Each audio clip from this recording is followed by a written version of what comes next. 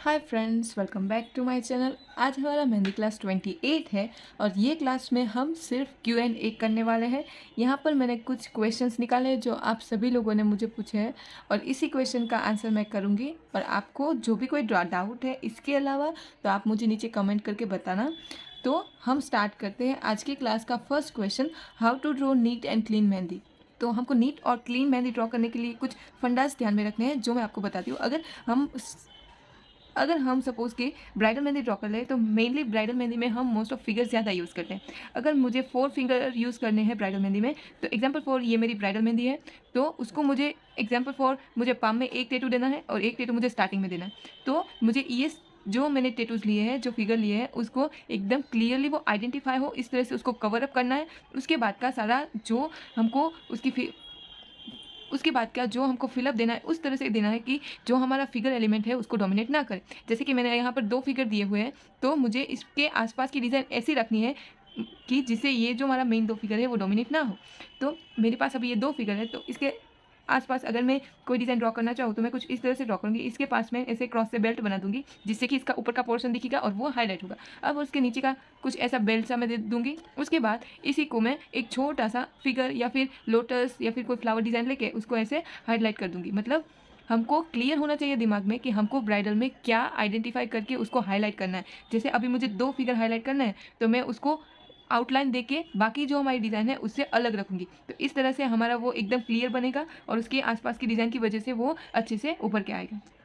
Next है how to increase mehndi speed. Mehndi speed को बढ़ाने के लिए जो मैं अब पर्सनली अपनी स्पीड बढ़ाने के लिए करती हूँ कि जब भी मैं फ्री होती हूँ या फिर मेहंदी प्रैक्टिस कर रही होती हूँ, तो मेनली एक पोर्शन है जो मैं मेहंदी का हमेशा प्रैक्टिस करते रहे, वो है ये फ्रिल्स वाला लाइन। हम जब भी या पेन से या फिर कौन से, ज़रूरी नहीं है कि कौन ही यूज़ करें, हम पेन से भी ये जो डिज़ाइन है उसको बार बार बार बार ड्रॉ करें। ये लगता छोटा है, लेकिन जैसे ही आप इसकी प्रैक्टिस करके जितनी स्पीडली करना सीख जाओगे उतनी जल्दी आपकी स्पीड इंक्रीज होगी। जैसे कि सभी मेहंदी आर्टिस्ट को पता है कि कोई भी मेहंदी डिज़ाइन का filler element most of frills ही है।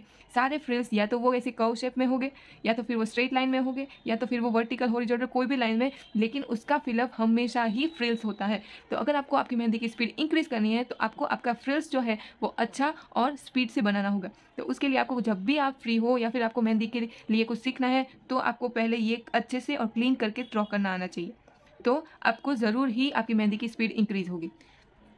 अब हमारा नेक्स्ट क्वेश्चन है how to adjust mehndi shape and connect it. ये क्वेश्चन बहुत सारे लोगों का है कि हम फ्रंट एग्जांपल फॉर मैं यहाँ मेहंदी ड्रॉ कर रही हूँ, मेरा एक पोज यहाँ पर है, एक फिगर यहाँ पर है, और ये दोनों से इधर ये आगे का जो फ्रंट पोर्शन है वो इधर होता है, वो यहाँ तक कंप्लीट हो जाता है। मतलब मेरा जो आगे का पोर्शन है वो यहाँ तक हो जाता है। अब मुझे उसके बैक साइड में करना है, तो ये जो लाइन है वो मैं हाथ ऐसे कर रही हूँ तो एक घूम के इस तरह से आ जाती है। सामने से देखने में वो स्ट्रेट लगता है, लेकिन ऐसे घुमाती हूँ हाथ तो वो हाफ पोर्शन, बैक हैंड के हाफ पोर्शन में आ जाता है।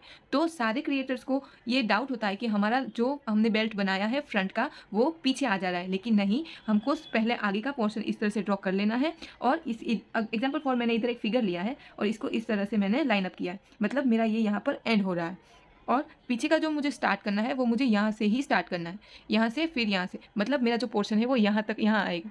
और ऐसे करते ही मेरा ये पोर्शन और ये पीछे का पोर्शन एक दूसरे के साथ जॉइंट हो जाएगा। Hope you guys understand what I try to suggest you. Okay, next है विच कॉर्न यूज़।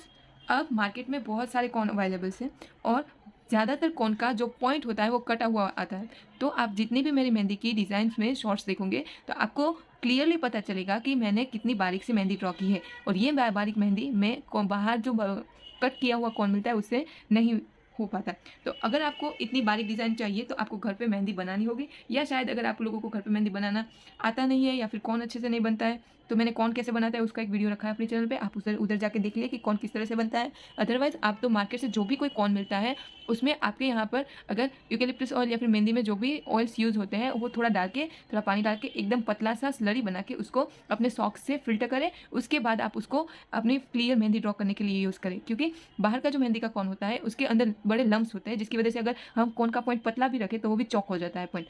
तो हमको क्या करना है कि उसको पतला बना के 2 बार फिल्टर कर देना है सॉक्स से। उससे क्या होगा कि जो लम्स या फिर कोई ऐसा पार्ट है जो मेहंदी की जो आगे की पॉइंट है वो उसको चॉक करता है, वो नहीं करेगा और हमारी मेहंदी एकदम क्लियर निकलेगी। तो हमको कॉर्न ऐसा यूज़ करना है जिससे फ्रिक्वेंटली कॉर्न निकले और बीच में लम्स भी ना आए और हमारी जो मेहंदी की डिज़ाइन है वो अच्छे से बैठे। इस टाइप का हमें कॉर्न यूज़ करना है। ज़्यादातर मैं तो रिकमेंड करूँगी कि घर पे बना हुआ कॉर्न ही यूज़ करें। अगर आपको बनाना नहीं आता मेहंदी या उसकी चीज़ें अवेलेबल नहीं है, तो जैसे मैंने आपको बताया, बाहर से कॉर्न लाके उसमें आपको जो भी ऑयल है आपके मेहंदी में पड़ता है, यूकेलिप्टस ऑयल या फिर कोई और ऑयल, तो आपको वो डालना है, थोड़ा पानी डाल के उसको पतला बना के फिर चॉक से फ़िल्टर करना है और फिर आपको उसको मेहंदी में यूज़ करना है। नेक्स्ट है ब्राइडल मेहंदी टाइम पीरियड। तो कितना टाइम लगता है ब्राइडल मेहंदी लगाने में? तो तकरीबन मुझे 4 टू 5 हावर्स लगते हैं एक ब्राइडल मेहंदी लगाने के लिए। तो अगर क्योंकि मैं कई सालों से मेहंदी लगा रही हूँ, फिर भी मुझे 4 से 5 घंटे लगते हैं। अगर आप स्टार्टिंग पीरियड में हैं, तो आपको मैक्सिमम 7 से 8 घंटे भी लग सकते हैं, इसमें कोई बुराई नहीं है। अगर आपका जो क्लाइंट है वो एकदम पैशनेट है, तो आप अपना काम भी पैशनेटली करें और थोड़ी भी जल्दी करने की ट्राई ना करें, क्योंकि जितना आप जल्दी-जल्दी करने जाओगे, आपके फिगर उतने ही बिगड़ेंगे। स्टार्टिंग में स्पीड इंपॉर्टेंट नहीं है, आपकी क्लियरिटी इंपॉर्टेंट है। आपकी क्लियरिटी जितनी अच्छी आएगी, आपकी स्पीड बाद में उतनी बढ़ती जाएगी। एक बार स्पीड बढ़ गई और क्लियरिटी नहीं आई, तो उसका कुछ मतलब नहीं है।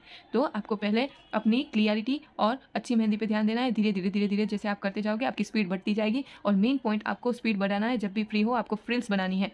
कर्वी बनाओ, स्ट्रेट बनाओ, राउंड में बनाओ, वर्टिकल, हॉरिजॉन्टल, उल्टा, आगे, पीछे, किसी भी टाइप की फ्रिल्स बनाओ और फ्रिल्स में स्पीड बनाने की ट्राई करो। फ्रिल्स जब भी आप ड्रॉ कर रहे हो, तो आपको मेन 2 पॉइंट रखने हैं। मेन तो आपकी फ्रिल्स एक लाइन में आनी चाहिए, अगर आप स्ट्रेट में दो ड्रॉ कर रहे हो तो, और उसकी साइज़ मतलब हाइट और विड्थ दोनों सेम आनी चाहिए। जब भी आप स्पीड इंक्रीज़ करना चाहें, फ्रिल्स ड्रॉ करते कर रहे हो, तब आपको आपकी जो फ्रिल्स है उसकी हाइट और विड्थ सेम होनी चाहिए। जितनी ज़्यादा आप प्रैक्टिस करोगे, आपकी स्पीड इंक्रीज़ होगी। नेक्स्ट है लेग मेहंदी डिज़ाइन।